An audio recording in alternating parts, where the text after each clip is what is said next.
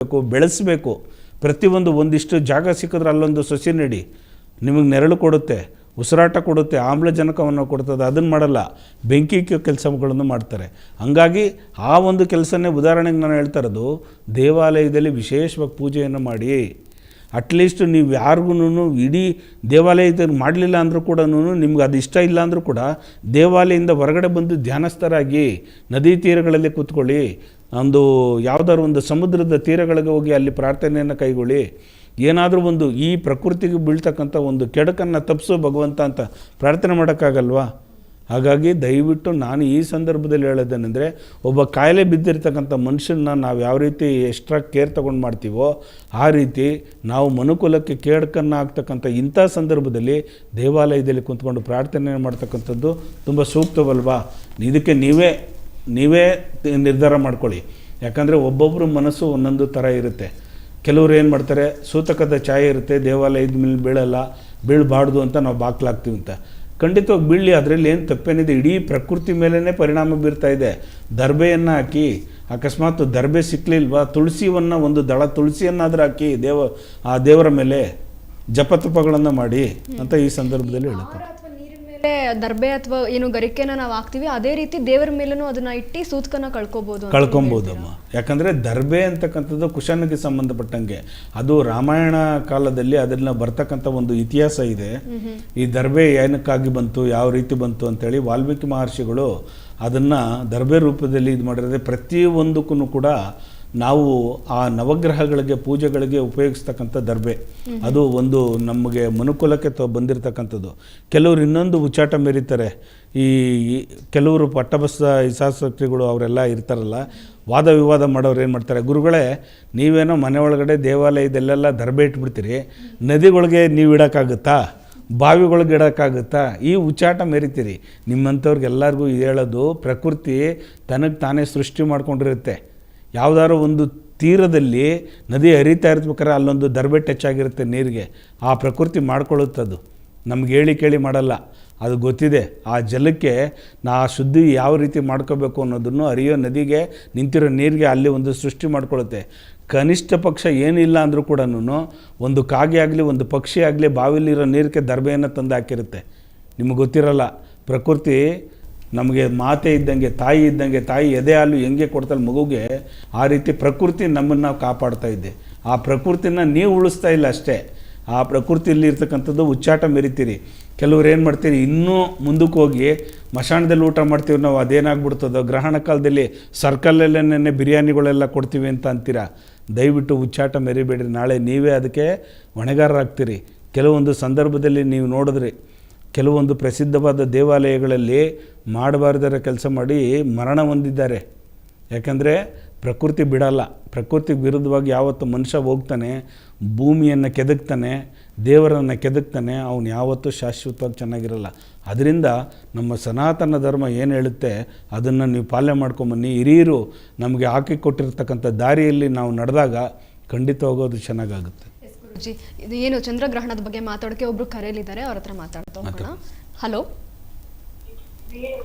Hello hello, ನಿಮ್ಮ TV ವಾಲ್ಯೂಮ್ನ ಸ್ವಲ್ಪ ಕಮ್ಮಿ ಕೊಟ್ಟು ಮಾತಾಡಿ. ಹಲೋ ಗುರುಜಿಯವರೇ, ನಮಸ್ಕಾರ. ನಮಸ್ತೆ. ಎಲ್ಲಿಂದ ಕರೆ ಮಾಡ್ತಾ ಇದ್ದೀರಾ? ಹೆಸರು ರತ್ನಮ್ಮ ಅಂತ.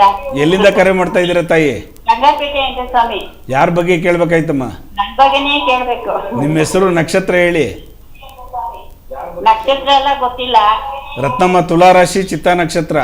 ಹಾ ಹೇಳಿ ತಾಯಿ, ಏನು ಕೇಳಬೇಕಾಯ್ತು? ನನ್ನ ಆರೋಗ್ಯನೇ ಸರಿ ಇಲ್ಲ ಸ್ವಾಮಿ. ಎಷ್ಟು ವಯಸ್ಸು ನಿಮಗೆ ರತ್ನಮ್ಮ? ವಯಸ್ಸು ಗೊತ್ತಿಲ್ಲ, 60 ಮೇಲೆ ಆಗಿದೆ ಸ್ವಾಮಿ. ಕಾಲುಗಳು ತುಂಬ ನೋವು, ಮಂಡಿ ನೋವುಗಳು ಬರೋದು. ಹಾ ಹೌದು ಸ್ವಾಮಿ. ರಾತ್ರಿ ಹೊತ್ತು ನಿದ್ದೆ ಬರ್ತಾ ಇಲ್ಲ ಸರಿಯಾಗಿ, ಯೋಚನೆ ಜಾಸ್ತಿ. ಹೌದು.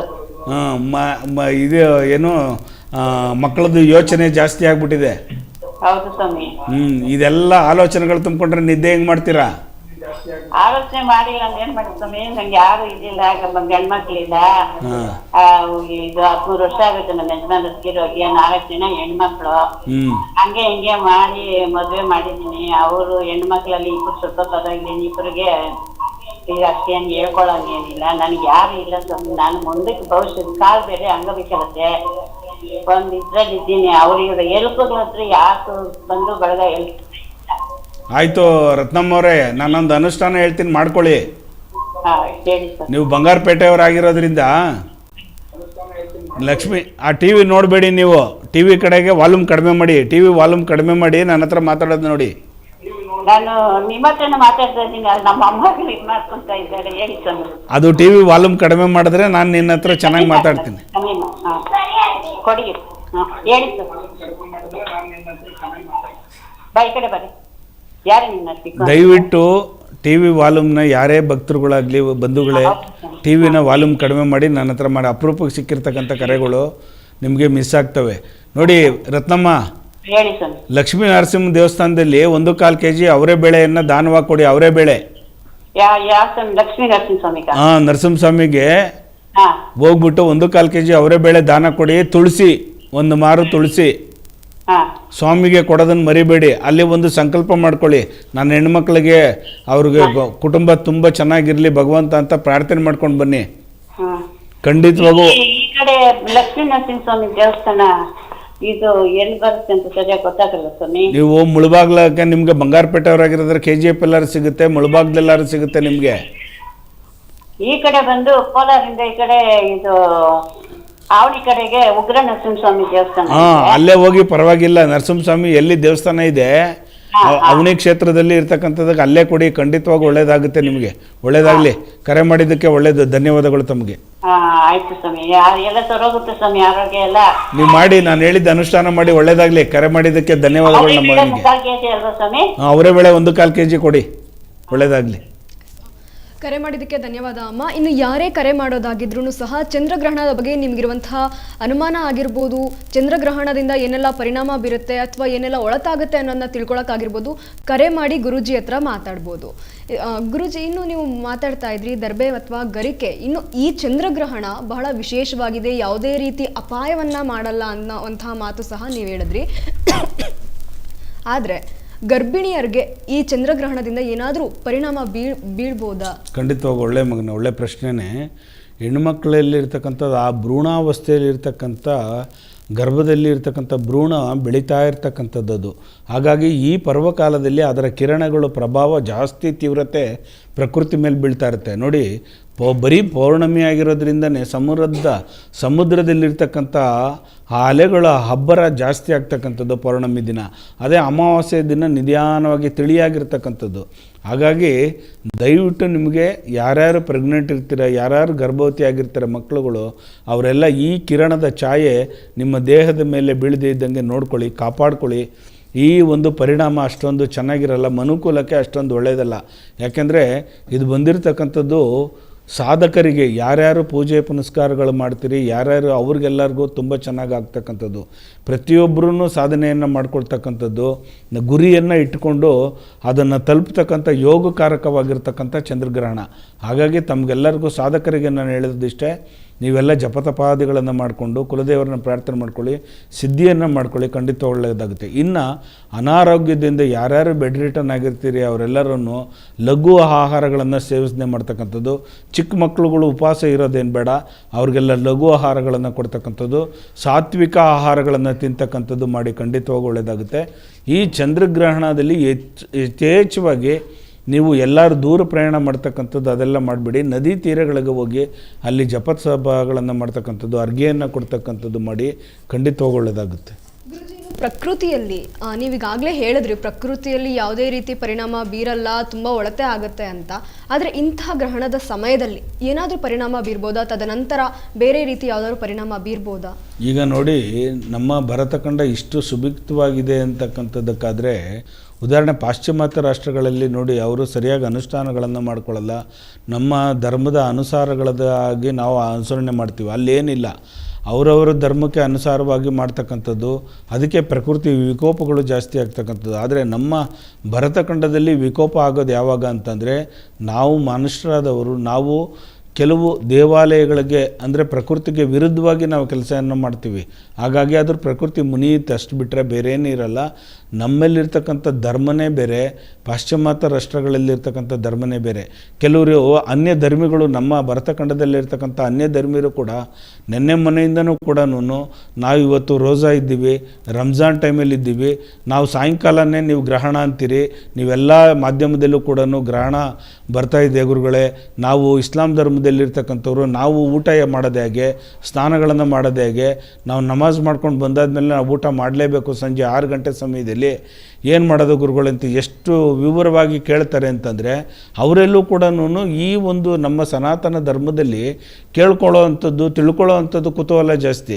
ಅದೇ ನಮ್ಮ ಭರತಖಂಡದ ಪವರ್ ಅಂತ ಹೇಳೋದು, ನಮ್ಮ ಭಾರತ ದೇಶದಲ್ಲಿರ್ತಕ್ಕಂಥ ಒಂದು ಶಕ್ತಿ ಅಂತ ಹೇಳ್ಬೋದು.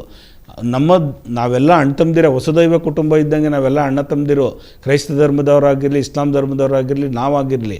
ಆದರೆ ಬಾಂಧತ್ವ ಬಂತಲ್ಲ, ಅಲ್ಲಿ ಕೇಳೋಕ್ಕೆ ಪ್ರಶ್ನೆ ಬಂತಲ್ಲ ಅವ್ರಿಗೆ ಮನಸ್ಸಲ್ಲಿ, ನಾವು ರೋಜಾ ಇದ್ದೀವಿ ಗುರುಗಳೇ, ಬೆಳಗ್ಗೆನೇ ನಾವು ತಿನ್ಬಿಡ್ತೀವಿ, ಎಲ್ಲ ಡೇ ಟೈಮಲ್ಲೆಲ್ಲ ಉಪವಾಸ ಇರ್ತೀವಿ, ಆದರೆ ಸಾಯಂಕಾಲ ಸೂರ್ಯ ಅಸ್ತ ಆದ ನಂತರ ನೀವು ಗ್ರಹಣದ ಛಾಯೆ ಅಂತೀರಿ, 6:45 ಗಂಟೆ, 6:47 ಗಂಟೆ ನಾವು ಊಟ ಮಾಡೋದು ಬೇಡವಾ ಅಂದರೆ, ಖಂಡಿತವಾಗೂ ಮಾಡಲ್ಲ ಅಂತಲ್ಲ, ಆ ಗ್ರಹಣ ಬಿಟ್ಟ ನಂತರ ನೀವು ಸ್ನಾನಗಳನ್ನು ಮಾಡಿ ನಮಾಜ್ಗಳನ್ನು 8 ಗಂಟೆಗೆ ಹೆಂಗಿದ್ರು ನಮಾಜ್ ಮಾಡೇ ಮಾಡ್ತೀರಾ. ಆ 8 ಗಂಟೆ ನಂತರ ನಮಾಜ್ ಮಾಡಿದಾದ್ಮೇಲೆ ಉಪಹಾರಗಳನ್ನು ಮಾಡಿ, ಅದಕ್ಕೆ ಮುಂಚೆ ಮಾಡಬೇಡಿ, ಅನಾರೋಗ್ಯಕ್ಕೆ ತುತ್ತಾಗಬೇಡಿ ಅಂತ ಎಷ್ಟೋ ನಮ್ಮ ಇಸ್ಲಾಂ ಧರ್ಮದ ಸಹೋದರಿಯರಿಗೆ ನಾನು ತಿಳಿಸಿದ್ದೀನಿ. ನಮ್ಮ ದೇವಾಲಯಕ್ಕೆ ಬರ್ತಕ್ಕಂಥ ಎಷ್ಟೋ ಜನ ಮಕ್ಕಳಿಗೆ ನಾನು ತಿಳಿಸಿರ್ತಕ್ಕಂಥದ್ದು, ಈ ಒಂದು ಬಾಂಧವ್ಯತೆ ಬರಲೇಬೇಕು. ಆವಾಗ ಏನಾಗುತ್ತೆ, ನಾವೆಲ್ಲ ಒಗ್ಗಟ್ಟಿನಿಂದ ಮುನ್ನಡೆಸೋಕ್ಕೆ, ದೇಶವನ್ನು ಮುನ್ನಡೆಗೆ ತೆಗೆದುಕೊಂಡತಕ್ಕಂಥದ್ದು ನಮ್ಮ ಸನಾತನ ಧರ್ಮದ ಆ ಶಕ್ತಿ ಅಡಕವಾಗಿರ್ತದೆ. ಎಲ್ಲರೂ ನಾವು ಪರಿಪಾಲನೆ ಮಾಡಿಕೊಳ್ಳಲೇಬೇಕಾಗುತ್ತಮ್ಮ ಇದನ್ನೆಲ್ಲ. ಇನ್ನು ಏನು ಸೂರ್ಯಗ್ರಹಣ ಆಗಿರ್ಬೋದು, ಚಂದ್ರಗ್ರಹಣ ಆಗಿರ್ಬೋದು, ಎರಡೂ ಸಹ ಒಂದೇ ತಿಂಗಳಲ್ಲಿ ಬಂದಿರೋದ್ರಿಂದ ಮುಂಬರುವಂತಹ ರಾಜಕೀಯದಲ್ಲಿ ಏನಾದರೂ ಬದಲಾವಣೆ ಉಂಟಾಗ್ಬೋದಾ, ಅಥವಾ ರಾಜಕೀಯ ಕ್ಷೇತ್ರದಲ್ಲಿ ಯಾವುದಾದ್ರೂ ಬದಲಾವಣೆ ಉಂಟಾಗ್ಬೋದಾ? ಖಂಡಿತವಾಗೂ ಇದು ರಕ್ತಸಕ್ತ ಚಂದ್ರಗ್ರಹಣ ಆಗಿರೋದ್ರಿಂದ, ಅದರಲ್ಲೂ ಕೇತುಗ್ರಸ್ತ ಚಂದ್ರಗ್ರಹಣ ಮನಸ್ಕಾರಕ ಅಂದರೆ ಚಂದ್ರನ ಮೇಲೆ ಪ್ರಭಾವ ಬೀರ್ತಾ ಇರೋದ್ರಿಂದ ಒಬ್ಬ ರಾಜಕಾರಣಿಗಿದ್ದ ಮನಸ್ಸು ಇನ್ನೊಬ್ಬನಿಗಿರಲ್ಲ. ಈಗ ಏನಾದರೂ ಒಂದು ದಾನವನ್ನು ಕೊಡಬೇಕು, ಇವ್ರಿಗೆ ಬಿಟ್ಕೊಡ್ಬೇಕು, ಒಂದು ರಾಜ್ಯವನ್ನು ಆಳೋದಕ್ಕೆ ಅಂದರೂ ಕೂಡ ಅವನಿಗೆ ಮನಸ್ಸಿಗೆ ಬರ್ತಾ ಇರಲ್ಲ, ಅದನ್ನು ಬಿಟ್ಕೊಡೋಕ್ಕೆ ತಯಾರಿರಲ್ಲ. ಇನ್ನೊಬ್ಬರು ಅದನ್ನು ಕಿತ್ಕೊಂಡ್ಲಿ ಬಿಡೋದು ಇಲ್ಲ, ಅವರು ಅದು ಕಿತ್ಕೊಳ್ತಾರೆ, ಇಲ್ಲ ಏನಾದರೂ ಒಂದು ಮಾಡಲೇಬೇಕು. ಇನ್ನೊಂದು ಏನಾಗುತ್ತೆ ಅಂತಂದರೆ, ನಮ್ಮ ಈ ಒಂದು ಗ್ರಹಣದ ಒಂದು ಜ್ಯೋತಿಷ್ಯದ ಆಧಾರದ ಪ್ರಕಾರ 3 ರತ್ನಗಳನ್ನು ನಾವು ಕಳ್ಕೊಳ್ತೇವೆ. ರಾಜಕೀಯದಲ್ಲಿರ್ತಕ್ಕಂಥ ವ್ಯಕ್ತಿಗಳನ್ನ 3 ರತ್ನಗಳು ಅಂದರೆ 3 ಜನ, ಸೆಂಟ್ರಲಲ್ಲಿ 2, ನಾಡಿನಲ್ಲಿ ಕರ್ನಾಟಕದಲ್ಲಿ ಒಬ್ಬರನ್ನ ನಾವು ಕಳ್ಕೊಳ್ತಕ್ಕಂಥ ಯೋಗ ಫಲ ಜಾಸ್ತಿ ಇರ್ತಕ್ಕಂಥದ್ದು. ಹಾಗಾಗಿ ಹುಷಾರಾಗಿರಬೇಕು. ಅಂಥ ರಾಜಕೀಯದ ವ್ಯಕ್ತಿಗಳಲ್ಲಿ ನಾನು ವಿನಂತಿಯನ್ನು ಮಾಡ್ಕೊಳ್ತೇನೆ, ಕಾಲಕ್ಕೆ ವೈದ್ಯರ ಹತ್ರ ನೀವು ತಪಾಸಣೆ ಮಾಡಿಸ್ಕೊಳ್ತಾ ಇರಿ, ಖಂಡಿತವಾಗೂ ಚೆನ್ನಾಗಾಗ್ತೀರ. ಇನ್ನು ರಾಜಕೀಯಕ್ಕೆ ವ್ಯವಹಾರಗಳಿಗೆ ತಗೊಂಬಂದಾಗ ಅನ್ಯ ಪಕ್ಷದಿಂದ ಅವ್ರಿಗೆ ಇಂಪ್ರೂವ್ಮೆಂಟ್ ಆಗದೇ ಇರೋದ್ರಿಂದ ಬೇರೆ ಪಕ್ಷಕ್ಕೆ ಬಂದು ಈ ರಾಜ್ಯವನ್ನು ಆಳ್ತಕ್ಕಂಥ ಯೋಗ ಫಲ ಜಾಸ್ತಿ ಇರ್ತಕ್ಕಂಥದ್ದು. ಯಾಕಂದರೆ ಆ ಜಾಗದಲ್ಲಿ ನನಗೆ ರಾಜನಾಗೋಕ್ಕೆ ಯೋಗ್ಯ ಇಲ್ಲ, ಆದರೆ ಈ ಪಕ್ಷದಿಂದ ನಾನು ರಾಜನಾಗ್ಬೋದು ಅಂಥೇಳಿ ಪಕ್ಷ ಬಿಟ್ಟು ಮತ್ತೆ ಬೇರೆ ಪಕ್ಷಕ್ಕೆ ಬಂದು ಅಲ್ಲಿ ರಾಜ ಆಗೋವಂಥ ಯೋಗ ಫಲ ಜಾಸ್ತಿ ಇರ್ತಕ್ಕಂಥದ್ದು ನಾವು ನಿರೀಕ್ಷಣೆ ಮಾಡಿರಲ್ಲ. ಅಂಥ ಒಂದು ರಾಜಕೀಯದ ಒಂದು ವಿಶ್ಲೇಷಣೆ ಇಲ್ಲಿ ನಡೆಯುತ್ತೆ.